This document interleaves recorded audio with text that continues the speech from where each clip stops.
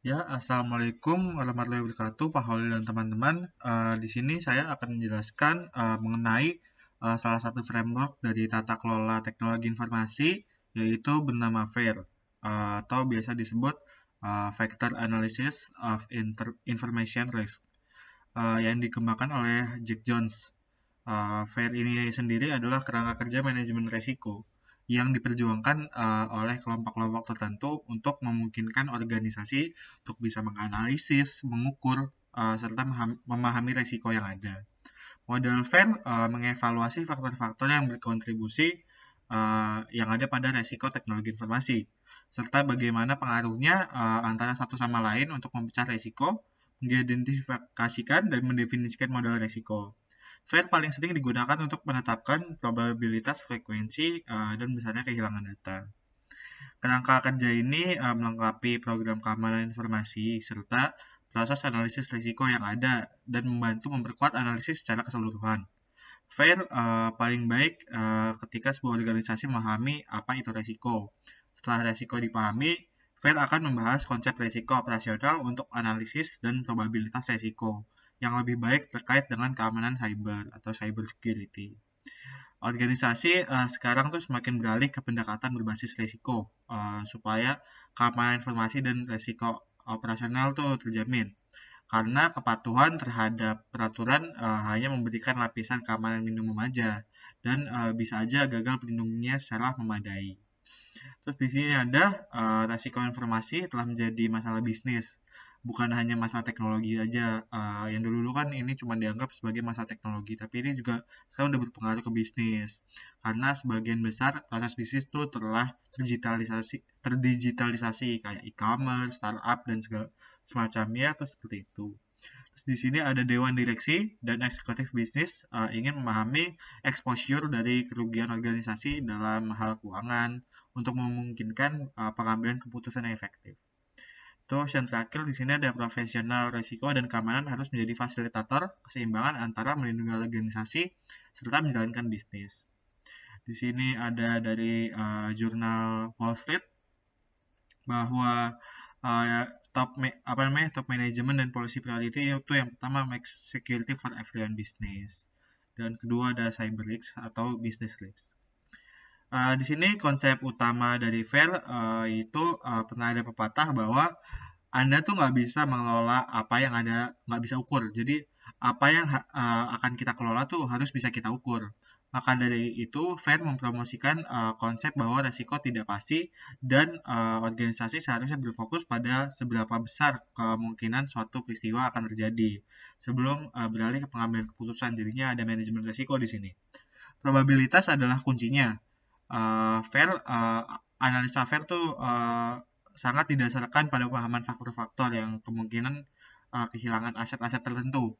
Untuk mengukur risiko melalui skenario risiko ada beberapa langkah yang harus dilakukan. Pertama tuh kayak definisi, kita harus menentukan risikonya. Measurement, kita harus ukur risikonya. Comparison, kita harus bandingkan risiko dengan risiko yang masa lalu, sekarang dan masa depan. Terus di sini ada informed decision, yaitu membuat keputusan berdasarkan informasi tentang risiko. Kemudian di sini ada more effective management, yaitu manajemen risiko lebih efektif karena langkah-langkah sebelumnya. Terus di sini mari kita mengerti FAIR lebih dalam. Di sini ada sebuah pendekatan fase-fase tertentu dari analisis penanganan risiko dari FAIR. Yang pertama kita ada konteks studi, kita harus memahami risk manajemennya, framework definition, metrics, dan juga aset. Di sini ada field event study, terus ada trend scenario study, risk study, serta yang terakhir security measure study. Terus di sini metodologi FAIR tuh bukan hanya untuk pengganti analisis risiko. Sementara FAIR adalah metodologi untuk menilai dampak dan probabilitas suatu risiko lebih andal. Dampak selalu diterjemahkan ke dalam istilah keuangan untuk membuat evaluasi menjadi lebih nyata. Kontribusinya tuh diilustrasikan dalam diagram ini nih. Terus biasanya penilaian risiko di dunia maya menghasilkan beberapa jenis dampak, kayak ada dampak citra, keuangan, operasional, hukum, dan sebagainya. Nah, yang khas dari metodologi FAIR ini adalah bisa mengubah setiap dampak menjadi biaya keuangan. Bisa jadi biaya langsung, berarti langsung berpengaruh ke keuangan, tidak langsung, berwujud maupun nggak berwujud. Misalnya nih, kalau misalnya ada skenario resiko berdampak pada citra perusahaan, fail itu menerjemahkan resiko ini tuh menjadi resiko finansial dengan mengevaluasi biaya agen komunikasi yang akan dimobilisasi untuk meningkatkan citra perusahaan kembali karena resikonya kan udah berdampak pada citra perusahaan. Terus, jika CEO perusahaan dimobilisasi sebagai bagian dari manajemen krisis, maka perlu memperkirakan waktu yang dihabiskan untuk mengelola krisis ini serta monetization-nya untuk memperkirakan bahwa ini tuh menjadi resiko finansial. Terus di sini ada bagaimana menerapkan metodologi FAIR. Resiko yang diukur di sini ada dalam euro, faktor frekuensi serangan berhasil seperti frekuensi kejadian kerugian, dan biaya serangan berhasil. Diagram di bawah ini menunjukkan bahwa pendekatan yang digunakan oleh metodologi FAIR untuk memperkirakan dua karakteristik.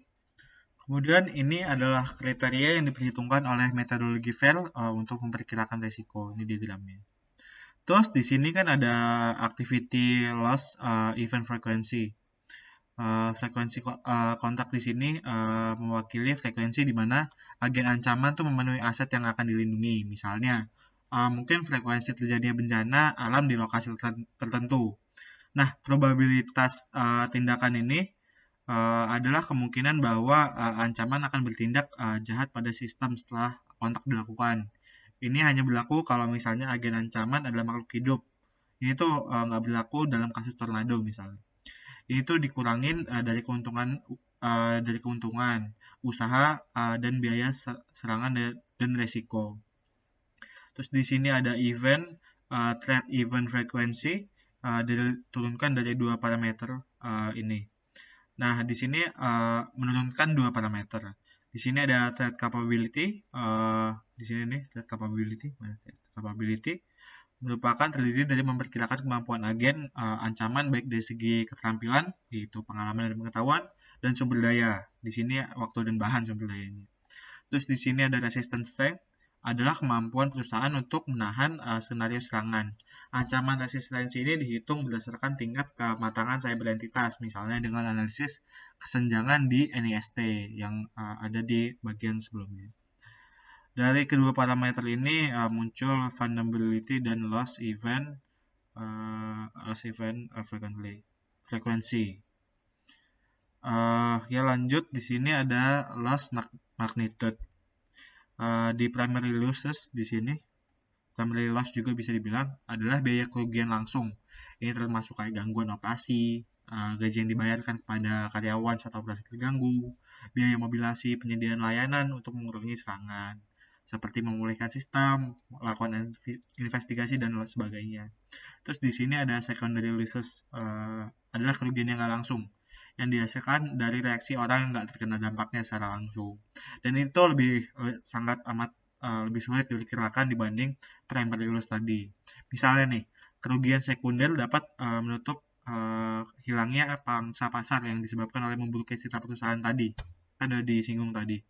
Biaya pemberitahuan serangan melalui agen komunikasi, pembayaran denda kepada regulator, atau bahkan biaya hukum, dan lain-lain. Ini dihitung dengan mengalihkan secondary loss frequency ini dengan secondary loss magnitude untuk setiap biaya tidak langsung, supaya kita mengetahui hasilnya. Nah, setelah saya jelaskan apa aja sih kelebihan dan keterbatasan dari metodologi FAIR. Metodologi FAIR terutama menyediakan elemen-elemen berikut. Yang pertama, hal ini memungkinkan perusahaan untuk mengidentifikasikan, mengevaluasi secara lebih tepat resiko yang paling penting. Untuk setiap skenario resiko yang dipilih, metodologi memungkinkan perkiraan kerugian finansial, rata-rata dan maksimum dan frekuensi yang bisa diperkirakan. Misalnya, kemungkinan kehilangan 150 juta euro karena penyebaran ransomware jenis NotPetya yang merusak dan mengeksploitasi kelemahan Windows dalam beberapa hari adalah 20%. Kan itu bisa kita ketahui. Terus kedua, hal ini memungkinkan untuk memperkirakan biaya manfaat dan dari rencana aksi pengulangan resiko. Dengan bermain resistance strength tadi yang sudah saya jelaskan, dimungkinkan untuk memperkirakan laba atas investasi atau ROI. yang harusnya belajar juga, dan langkah-langkah keamanan yang diterapkan. Terus yang terakhir di sini bisa mengubah semua risiko dunia maya menjadi risiko keuangan yang juga sudah dijelaskan saya tadi juga di atas, yang memungkinkan pemahaman yang lebih baik tentang risiko oleh manajer perusahaan. Namun penerapan FAIR ini bukan tanpa kendala, sebenarnya membutuhkan sumber daya yang terkadang tuh signifikan banyaknya, baik dari segi perorangan, hari, maupun pengetahuan tentang konteks perusahaan.